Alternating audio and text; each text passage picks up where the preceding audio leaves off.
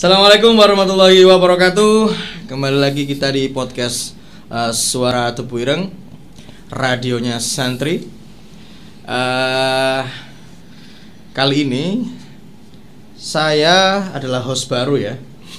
Dan tentu saya harus memperkenalkan diri. Saya Muhammad Abror. Dan sekarang ini kita akan secara khusus membahas tentang bagaimana Hadratus Syekh Kiai Haji Muhammad Hasyim Asy'ari itu bersinggungan dengan Al-Quran. Narasumbernya enggak kaleng-kaleng, beliau dari saya tuh kalau ngomongkan beliau tuh bingung, saya ini beliau tuh sebagai apa ya di Tebu Ireng, karena banyak banget gancu wolak-walik gitu nih. Beliau ini juga dosen di Kediri, di IAIN Kediri, ahli bahasa Arab, dosen di Mahat Ali Hasyim Asy'ari juga. Kemudian beliau juga aktif di Pusat Kajian Pemikiran Hadratus Syekh Kiai Haji Muhammad Hasyim Asy'ari. Dan juga sekarang baru-baru ini beliau juga sibuk banget ngurus penelitian tentang kurikulumnya Hadratus Syekh. Dan juga aktif di Tebu Ireng Foundation, organisasi baru yang didirikan oleh pengasuh Tebu Ireng yang juga baru, Kiai Haji Abdul Hakim Mahfud. Kita sambut materi narasumber pada podcast kali ini, Ustadz Anang Firdaus. Saya manggilnya ini Ustadz, Pak, Cak, atau gimana nggih? Monggo senyamannya lah. Oh, senyamannya. Iya. Ya, biar umum Ustadz saja lah. Lebih akademis. Lebih akademis sedikit. Nggih.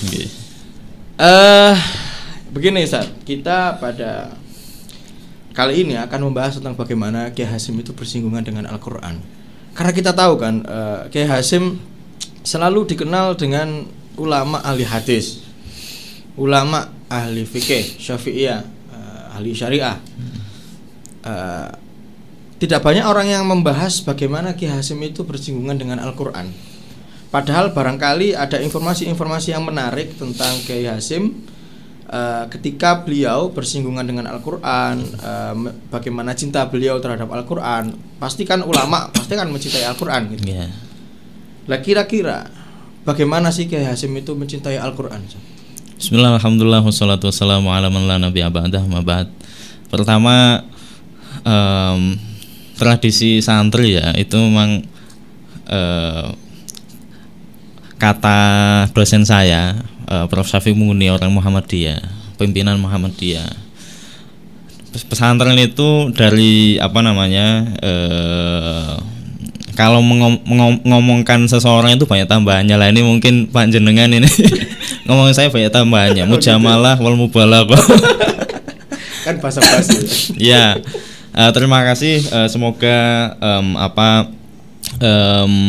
kita selalu berada dalam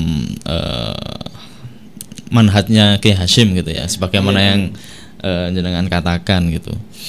Nah, sebenarnya Hasyim ini memang dikenal ahli hadis, dan beliau ini penyebar sanad hadis di Nusantara yang beliau dapatkan dari Syekh Mahmud Termasi ya di Mekah.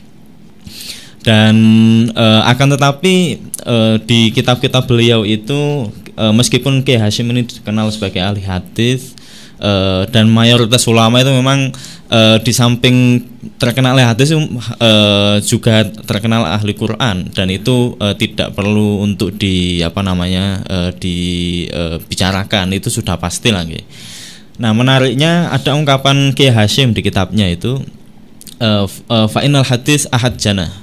Hadis itu salah satu sayap, wal akhir wal Quran. Nah, maka sebenarnya Kiai Hasyim ini juga di samping fokus di dalam hadis, dan itu memang takhasus beliau ya, fan beliau. Akan tetapi Kiai Hasyim ini sangat peduli terhadap pendidikan Al-Quran. Bisa dilihat di Adabul Muta'alim yang beliau karang di bab keempat ya. Fi Adabul Muta'alim fi Dulusihi, bahwa adab yang pertama itu memang Kiai Hasyim mensyaratkan seorang santri di dalam proses tahap pertama pembelajarannya itu mengetahui ilmu zat al-aliyah, itu tentang tentang tauhid ya, bagaimana zatnya Allah. Yang kedua tentang as-sifat, sifatnya Allah. Yang ketiga ilmu fikih, yang keempat ilmu ahwal wal maqamat. Kalau istilah sekarang itu akidah, akhlak tasawuf. Nah, yang poin kedua ini keempat itu yang dikatakan sebagai fardu ain keilmuan Islam itu, beliau mengharap untuk dikuatkan dengan bita'allumi kitabillahil aziz. Nah, di bagian akhir Kiai Hasyim juga memperingatkan boleh ketika semua ilmu sudah dikuasai, dan beliau juga menyarankan untuk menghafalkan mukhtasar dari beberapa kitab min kulli fannin min ulum al-islamiyah, tapi jangan sampai menyibukkan santri hingga lalai dalam membaca Al-Qur'an. Dan bahasanya di sini itu kan beliau wala yashghuluhu dzalik kulluhu an dirasatil Qur'an, terus wa ta'ahudihi wa mulazamatihi. Dan memang Kiai Hasyim ini salah satu wiridnya itu adalah Al-Qur'an. Karena di dalam Jamiatul Maqasid beliau afdhalul adzkar ba'dal Qur'an la ilaha illallah. Jadi memang Kiai Hasyim ini memposisikan selain wirid beliau kitab Sahih Bukhari Muslim ya, itu juga Al-Qur'an. Nah, menariknya kan ketika di penjara kan, pernah di penjara 6 bulan oleh Jepang, menolak Saigiri, dan itu berpindah-pindah karena banyak yang demo. Jombang, Surabaya itu beliau menghatam Al-Qur'an berkali-kali. Dan itu untungnya itu sempat ditulis oleh Kiai Syaifuddin Zuhri di dalam bukunya Berangkat dari Pesantren. Nah, bahwa Kiai Hasyim ini wiridannya itu juga di samping kitab-kitab seperti Fathul Qorib, lalu Bukhari Muslim, adalah Al-Qur'an. Dan wirid Al-Qur'an ini memang dilanggekan, dan bagi merupakan sebuah adab ya bagi pembelajar muta'alim maupun pengajar al-alim, mulazamatul Qur'an. Nah, dari sini itu bisa bisa digambarkan bahwa Kiai Hasyim itu sangat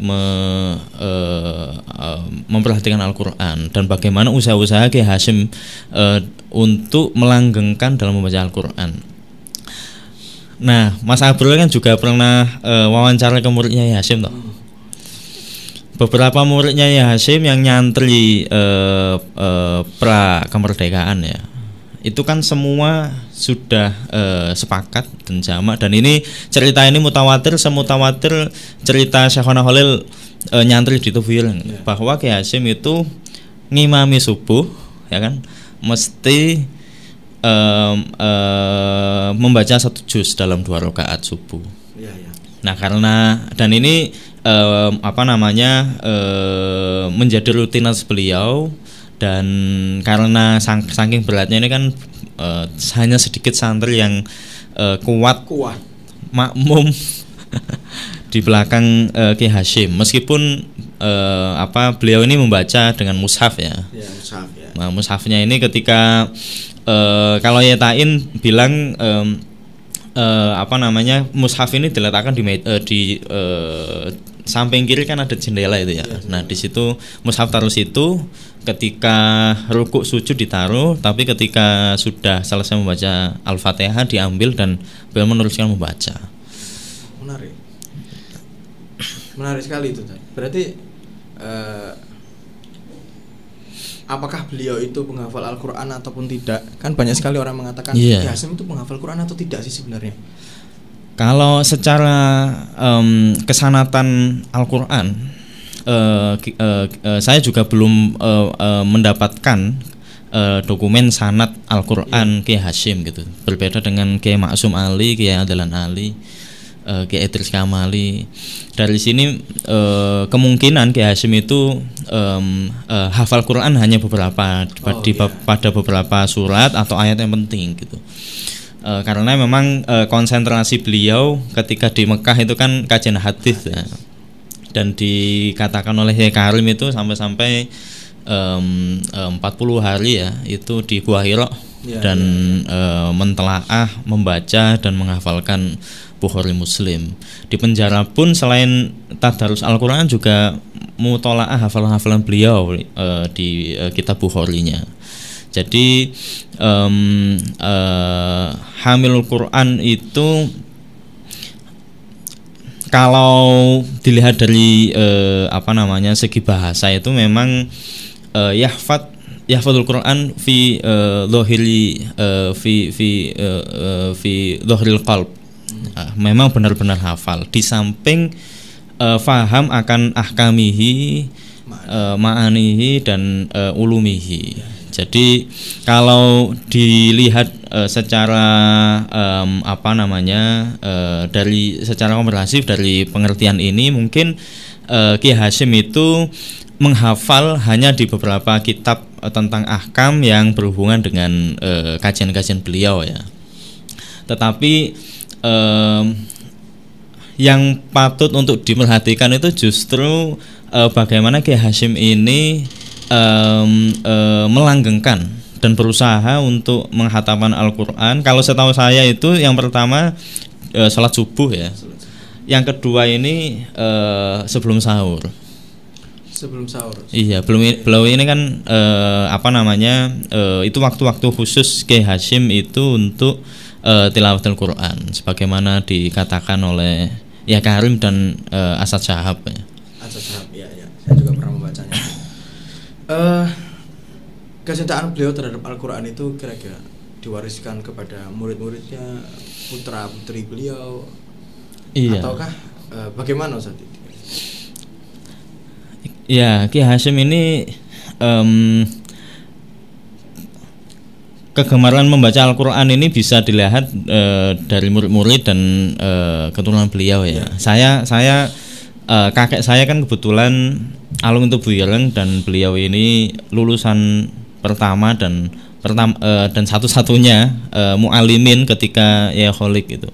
Dan beliau sempat ikut ngaji tafsir Jalalain di Yaholik.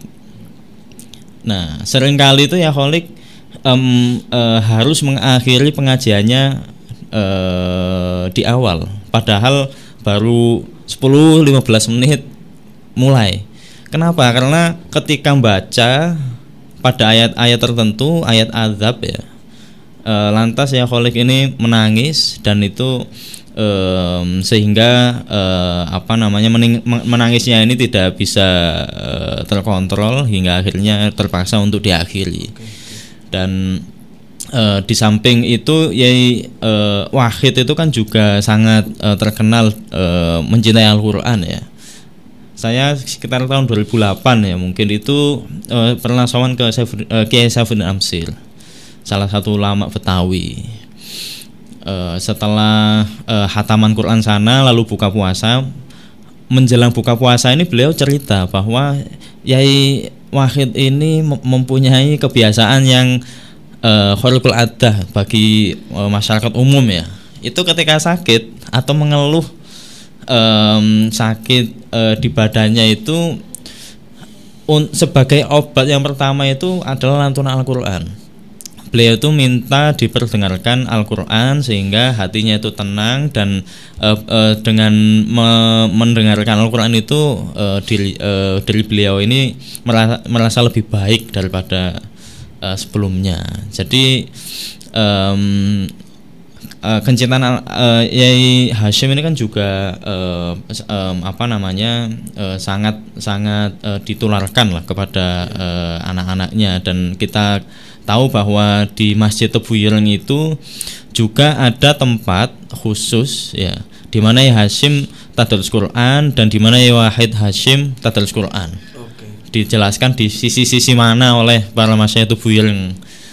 dan itu menjadi bukti bahwa beliau ini di samping aktif mengajar, menulis kitab, itu mulazamatul Quran itu masih tetap beliau jalankan, baik di subuh maupun kubalal ashar ya, sebelum sahur. Nah ini tentu adalah tradisi yang berat ya kalau diteladani, cuman Kiai Hasyim ini memang begitulah orangnya. Iya. Jadi sangat alim, dan salah satu tanda kealiman itu adalah mulazamatul Quran. Jadi emang menarik sekali ketika banyak orang yang bertanya beliau itu menghafal Al-Quran ataupun enggak, kayak enggak penting bagi kita untuk mengetahui beliau itu hafal Quran atau enggak sih. Yang paling penting adalah bahwa beliau itu adalah orang yang mulazamah dalam membaca Al-Quran, ya kan, rutin menghatamkan Al-Quran, sholat subuh menghatamkan Al-Quran sebelum sahur. Yang penting itu kan yang bisa diteladani kayak gitu kan. Iya. Karena kalau menghafal Al-Quran tidak semua orang bisa meneladani. Tapi kalau khataman Al-Quran kan bisa meneladani. Gitu. Nah, kira-kira Ustadz, pastinya ketika seorang kiai itu mulazamah Al-Quran, bahkan disebutkan tadi oleh Ustadz bahwasanya di masjid itu juga ada tempat-tempat khusus yang dipakai oleh beliau dan putra-putra beliau untuk menghatamkan atau mengaji Al-Quran, membaca Al-Quran. Berarti apakah nuansa Al-Quran pada saat pesantren Tebu Ireng pada saat itu juga tergambar dengan jelas, Ustadz? Ya, saya belum punya data tentang itu ya, karena saya beberapa kali wawancara juga dengan santri Kiai Hasyim ya. Cuman yang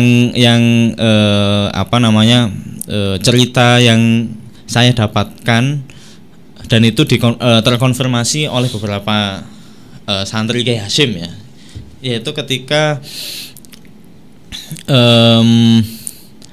Belanda ini masuk ke pesantren Tebu Ireng. Iya. Lalu merusak semuanya, akhirnya oleh Kiai Hasyim dan Kiai Wahid ini semua santri dikumpulkan di masjid. Itu Kiai Abdurrahman Bajuri cerita itu, dan saya lihat di Tebu Ireng online Kiai Afandi juga cerita itu. Afandi, ya. Nah di masjid ini ngapain? Baca Yasin, dan itu setelah selesai diulang lagi. Setelah itu lantas nuansa yang mengecam itu tiba-tiba hilang, dan Belanda itu meninggalkan pesantren Tebu Ireng. Padahal Belanda itu sudah menodongkan senapan baik di santri maupun di Kiai Hasyim. Cuman Kiai Hasyim itu karena wibawanya sangat tinggi ya, dan tidak ada rasa takut selain Allah mungkin ya. Itu tenang-tenang saja, jadi jalan itu tenang dan ini tenang, dan karena keberkahan surat Yasin mungkin itu Kiai Hasyim dan murid-muridnya itu bisa lolos dari serbuan Belanda waktu itu. Dan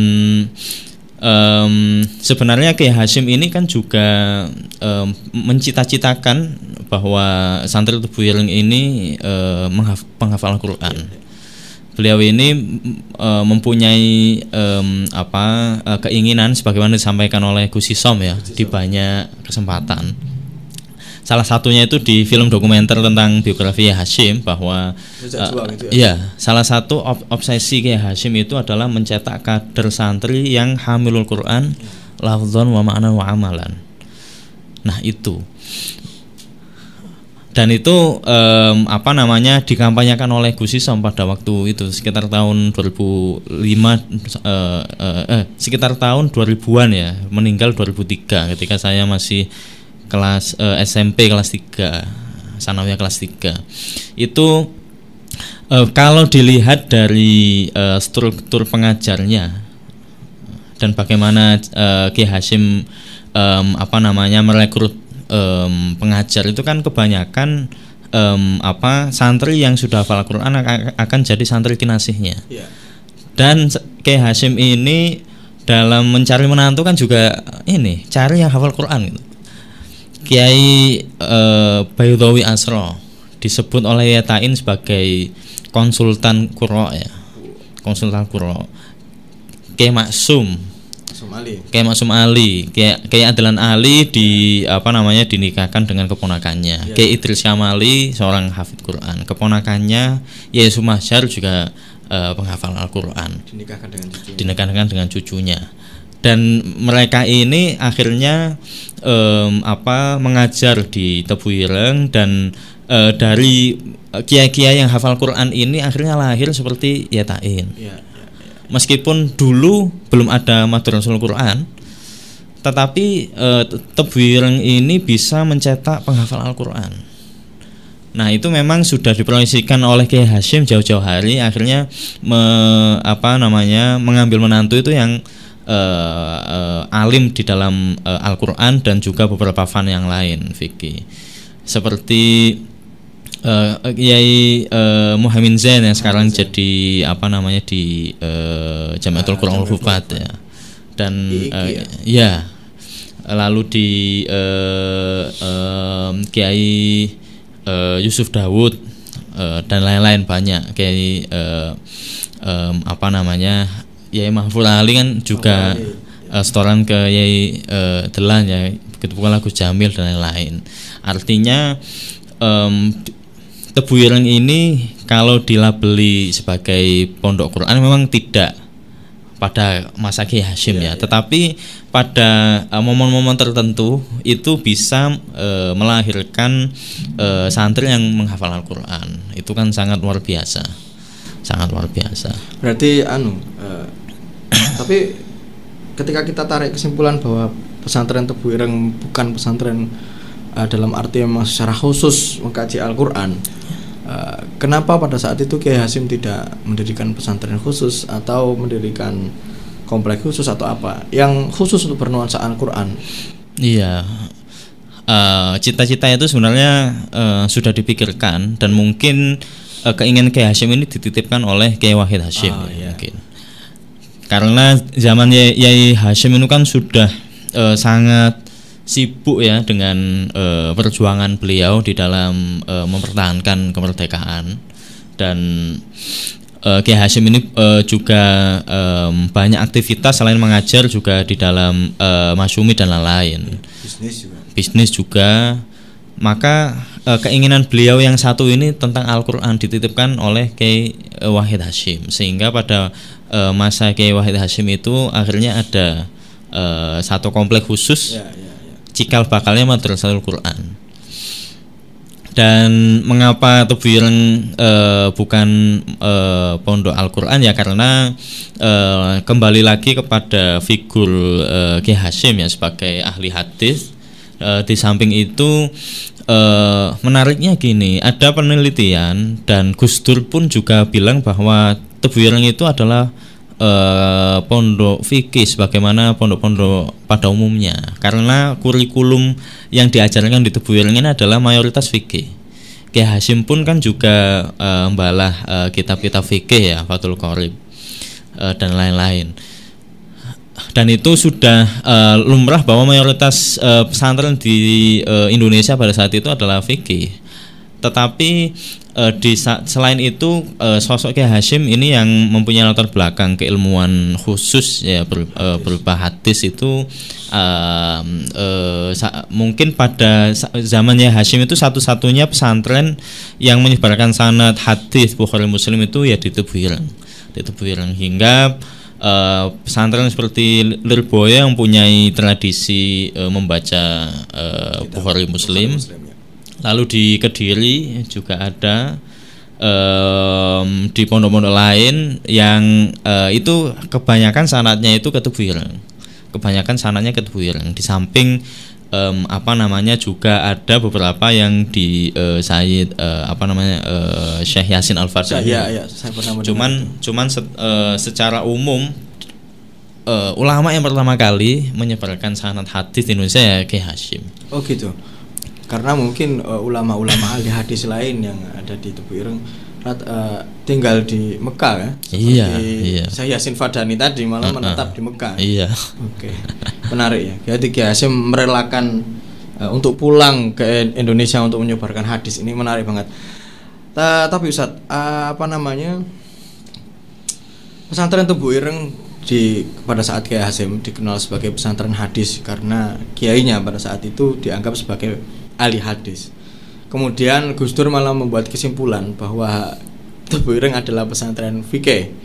Dan transformasi model apa dari hadis kemudian fikih sampai sekarang kemudian melalui Mahat Ali mencoba untuk dikembalikan lagi kepada nuansa hadis pada saat Hadratus Syekh itu kayak gimana sebenarnya? Mungkin yang dilihat dulu adalah kurikulum Madrasah Salafiyah Syafi'iyah. Madrasah Salafiyah Syafi'iyah ini kan dan bisa kita lihat di dokumen-dokumen yang ada tentang madrasah era Kiai Hasyim dan pasca Kiai Hasyim itu mayoritas adalah fikih, dan itu adalah keilmuan, satu-satunya keilmuan dikembangkan oleh pesantren pada masa awal ya, masa-masa sudah umumnya pesantren yang mengaji fikih. Karena fikih ini adalah salah satu dari 4 keilmuan yang dibilang Kiai Hasyim sebagai fardu ain bagi untuk mempelajarinya. Dan ilmu ahwal ini kan, fikih ini kan langsung bersentuhan, santri itu langsung bersentuhan dengan ilmu fikih di kesehariannya, bagaimana dia ibadah, bagaimana dia wudhu dan lain-lain. Sehingga pada awal-awal kemunculan pesantren itu trennya itu memang masih fikih, tidak seperti sekarang itu yang sudah banyak ya. Ada bahasa, ada Al-Quran, ada kitab nyel, ilmu alat, ada modern. Kalau zaman dulu itu masih trennya itu masih satu, masih sama, dan itu jamak mayoritas pesantren di Indonesia ya nuansanya fikih. Oke. Tadi itu menarik 4 ilmu yang harus dipelajari seseorang untuk bisa ketika dia belajar agama itu mungkin bisa diulangi urut-urutannya, Ustaz. Mungkin teman-teman yang mendengar podcast ini barangkali sering kita mendengar bahwa orang belajar agama dari internet, belajar agama dari dari YouTube, ya kan, dari Google, dan itu menghasilkan produk-produk yang kurang matang. Sedangkan di pesantren runtut sekali hal itu dipelajari. Kira-kira empat ilmu ini apa saja tadi, Ustaz? Mungkin bisa diulangi. Yang pertama ilmu Dzatil Aliyah. Dzatil Aliyah, mungkin maksudnya apa itu? Maksudnya mengenal tauhid ya, mengenal zatnya Allah. Berarti ketauhidan ya. Iya, itu sifat-sifat. Yang kedua sifat-sifatnya Allah. Ilmu sifat. Yang ketiga adalah fikih, ilmu fikih di sini. Ilmu fikih. Yang keempat adalah ilmu ahwal wal maqamat. Apa itu, Ustaz? Akhlak tasawuf lah. Ilmu ahwal ya akhlak, maqamat itu ya tasawuf. Bagaimana tahapan-tahapan seseorang di dalam salik ya, di dalam menuju Allah. Karena kitab-kitab pendidikan yang lahir pada abad 19, akhir 19 ke bawah ya, itu nuansanya itu memang akhlak tasawuf semua. Pendekatannya itu akhlak tasawuf. Al-Ghazali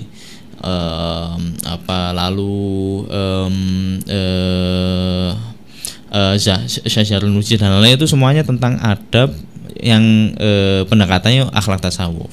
Belum ada metodologi seperti sekarang ya, pengembangan metodologi, sarana pembelajaran dan lain-lain. Dan 4 ini wajib. Dan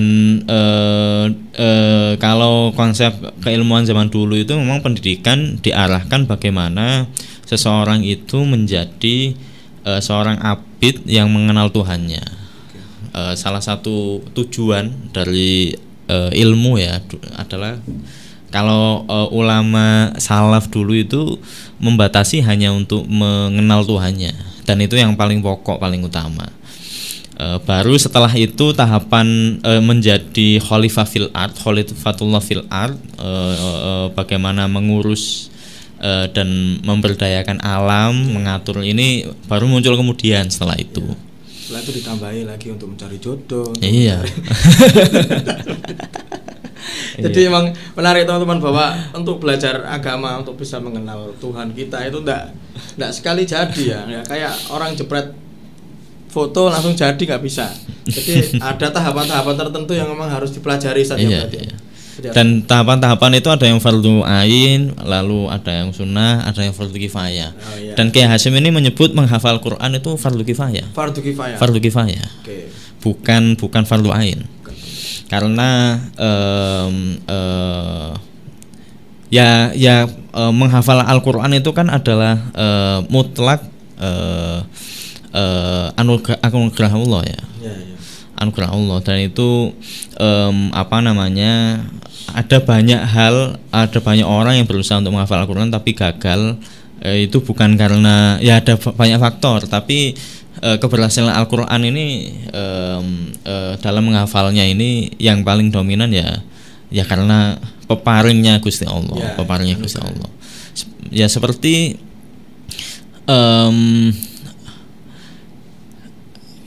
ya Yusuf Hasyim itu kan dulu juga pernah dikirim oleh Yai Hasyim ya untuk pesantren di pesantren Tahfidzul Quran asuhan Kiai Munawar di Sedayung Gresik. Ya pesantrennya Kiai Maksum Ali, pesantrennya Kiai Adlan Ali, kedua tokoh yang hebat ini menghafal Al-Qur'annya di Kiai Munawar.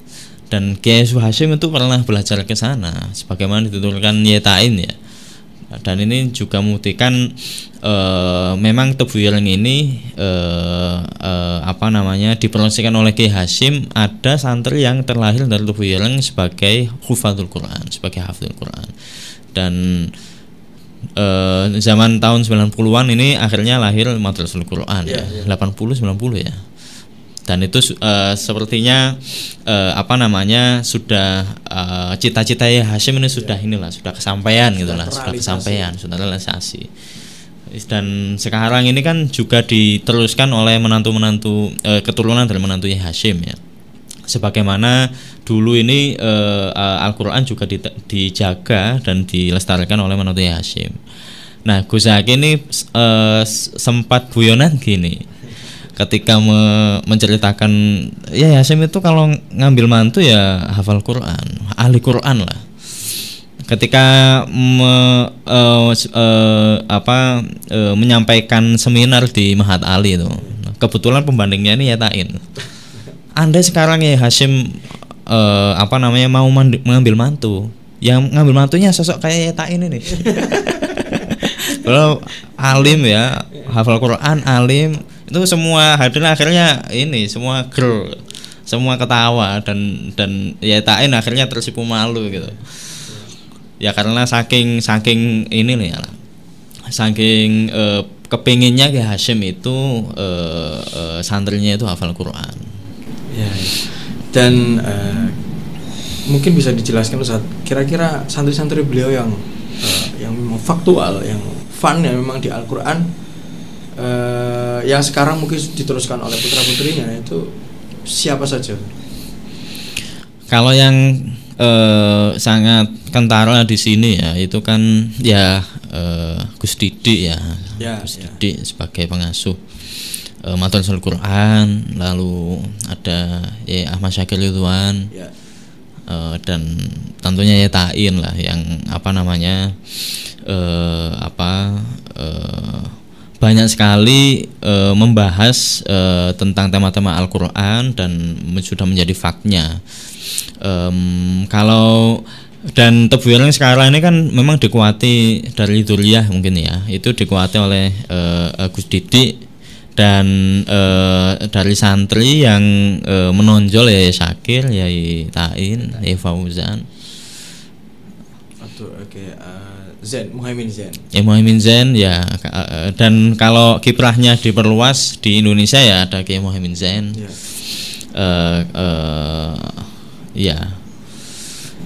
kira-kira ada nggak advice atau nasihat-nasihat khusus dari Kiai Hasyim mengenai bagaimana sih kita itu berinteraksi dengan Al-Quran, sehari-hari kita itu dibersamai oleh Al-Quran seperti itu. Kalau kita baca karya-karya Kiai Hasyim itu ada beberapa penggalan tentang pendapat Kiai Hasyim tentang Al-Quran, bahwa ya salah satunya di Jamiatul Maqasid ya, bagaimana Kiai Hasyim itu bilang salah satu cara untuk bisa wusul kepada Allah itu ya tilawatul Quran. Tilawatul Quran bil hudzur wa tadabbur. Nah, ini yang penting, bil hudzur wa tadabbur. Yang pertama bil hudzur, bagaimana membaca Al-Qur'an ini dengan menghadirkan hati, menghadirkan jiwa. Tidak saja lisannya saja yang membaca Al-Qur'an, tapi juga hatinya. Karena membaca Al-Qur'an ini kan juga bencengkerama ya dengan Allah ya. Sebagaimana hadis itu man arada ayyatakallama ma'allah falyaqra'il Qur'an. Siapa yang ingin bercengkerama dengan Al-Qur'an ya baca Qur'an. Nah, ini juga ketika Kiai Hasyim di penjara itu, ketika sebenarnya secara fisik Kiai Hasyim ini di penjara. Cuman oleh Kiai Hasyim ini akhirnya dibuat bebas dengan cara membaca Al-Qur'an. Maksudnya dibuat bebas ini, kalau melihat rutinitas di tubuh yang sangat padat itu baca Quran terbatas. Tapi kalau di penjara nggak ada tamu yang ini nggak ngajar, akhirnya bisa fokus untuk membaca Al-Qur'an. Dan tidak hanya membaca Al-Qur'an, juga tadabbur ya, juga tadabbur. Dan oleh karena itu ketika di penjara tidak ada teman bicara mungkin. Kalaupun ada itu Kang Solihan, Kiai Solihin ya, Kiai Solihin Cirebon yang ketua pondok pada saat itu. Karena tidak ada yang teman bicara, ya teman bicaranya Allah gitu. Dengan cara apa? Membaca Quran, menghatamkan. Teman bicara siapa? Rasulullah, dengan cara membalah kitab Bukhari. Dan itu beliau lakukan dengan khudur, membaca dengan penuh penghayatan wa tadabbur dan penghayatan tinggi. Jika kita lihat di bagaimana Kiai Karim Hasyim dalam mendeskripsikan sosok ayahnya ini kan sangat menarik ketika selepas pulang dari Malang itu, dari pertemuan NU itu ya, kan sudah capek, akhirnya ngaji malam diliburkan, terus langsung beliau sehari untuk beristirahat, bangun-bangun sudah jam 2:30 lah, menjelang subuh, itu langsung membaca Al-Qur'an. Nah, pas sampai di surat Az-Zariyat ya 11-12 gitu, ayat 11-12 itu langsung beliau menangis karena mengetahui maknanya ini. Faqalilam minal laili ma yahjaun, bahwa para sahabat ini ketika malam itu ya jarang tidur, wabil asharihum yastaghfirun, di waktu sahur ini meminta ampunan, istighfar. Akhirnya Kiai Hasyim ini merasa dituturi oleh Gusti Allah ya, dituturi oleh, akhirnya menangis, dan itu sangat terekam baik oleh Kiai Karim, dan untungnya itu beliau menuliskan sisi-sisi ini di buku beliau. Kan tidak mungkin santrinya yang mergoki kan, tidak mungkin orang lain, ya harusnya putranya beliau yang dekat ya. Kalau aktivitas Kiai Hasyim di luar mungkin bisa direkam oleh santri, tapi kalau sudah amaliyah khusus ini, untung saja Karim ini menulis, dan itu menjadi data penting bagi sarana kita, wasilah kita untuk mengenal lebih dekat dengan Kiai Hasyim. Dan cerita yang lain itu kan juga ketika Kiai Hasyim hendak tidur, lantas ada suara santri yang baca Al-Muzammil di masjid, terus kedengaran itu. Ya akhirnya Kiai Hasyim juga mengurungkan keinginannya untuk istirahat, untuk sari, dan beliau lantas lebih memilih untuk beribadah dan membaca Al-Qur'an. Dan akhirnya surat Al-Muzammil ini oleh Yatain dulu ketika subuh ini rutin dibaca. Ya ayyuhal muzammil qumil laila illa qalila. Dan ini menjadi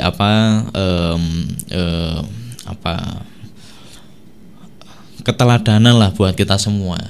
Dan bagaimana sosok Kiai Hasyim ini di samping alim terhadap beberapa keilmuan, ya tidak hanya hadis, fikih, tasawuf segala macam, dan itu bisa dilihat dari kitab karangan beliau. Tapi beliau tidak meninggalkan mulazamatul Quran, tidak meninggalkan wiritan Al-Quran dengan cara membacanya. Itu bisa jadi menjadi pelajaran bagi kita bahwa siapapun kita, profesinya apa, bidang kajian kita apa, kita kerja di bidang apa, tidak menyurutkan kita untuk jauh dari Al-Quran, masih menyempatkan diri untuk membaca Al-Quran seperti itu saja. Oke. Terakhir ini saat ada pertanyaan dari Ahmad Baihaqi ya. Hal apa yang wajib kita pelajari dari Mbah Hasyim? Jadi seperti mungkin seperti runtutan untuk mengenal Kiai Hasyim itu sebenarnya kita mau pelajari apanya dulu sih gitu. Ya, yang pertama Al-Qur'an ya. Okay. Yang pertama Al-Qur'an, sebagaimana kalau kita lihat dari kurikulum ya, bahwa Madrasah Salafiyah Syafi'iyah ini berdiri sebelum santri masuk di madrasah ini kan ada sifir sani, sifir awal, sifir sani. Itu kan fokus ke fasolatan dan baca tulis Al-Qur'an. Jadi sebelum dan akhlak tentunya.